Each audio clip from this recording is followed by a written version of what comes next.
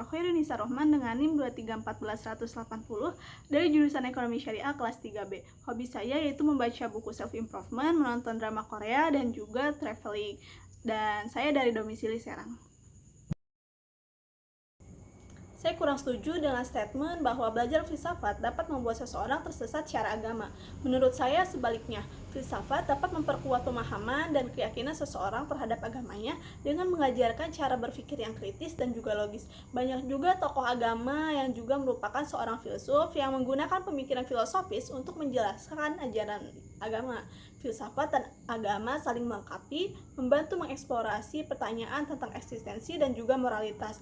Meskipun filsafat dapat menentang keyakinan, proses ini justru dapat memperkuat iman dengan meningkatkan kesadaran akan alasan di balik kepercayaan dengan pendekatan yang seimbang. Belajar filsafat juga dapat memperdalam pemahaman spiritual dan juga intelektual, bukan menjauhi agama.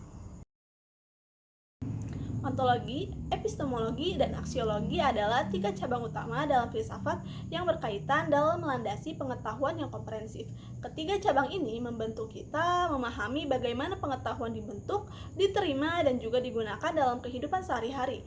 Yang pertama, ontologi merupakan studi tentang keberadaan atau realitas. Ontologi berfokus pada pertanyaan tentang apa yang ada dan apa yang dapat dianggap sebagai realitas. Dalam konteks pengetahuan, ontologi menyelidiki sifat objek yang kita pelajari dan sifat dunia itu sendiri.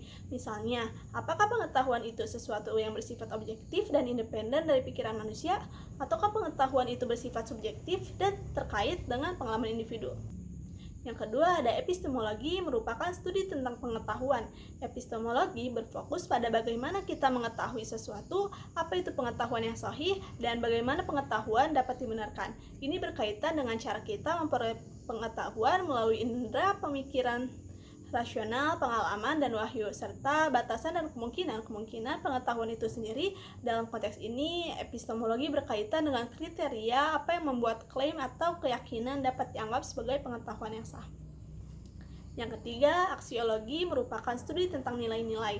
Aksiologi berkaitan dengan nilai, etika, dan juga estetika, yaitu bagaimana kita menilai sesuatu sebagai baik atau buruk, benar atau salah, indah atau jelek. Dalam konteks pengetahuan, aksiologi menyelidiki sejauh mana nilai-nilai seperti etika, mengetahui pencarian dan penerapan pengetahuan.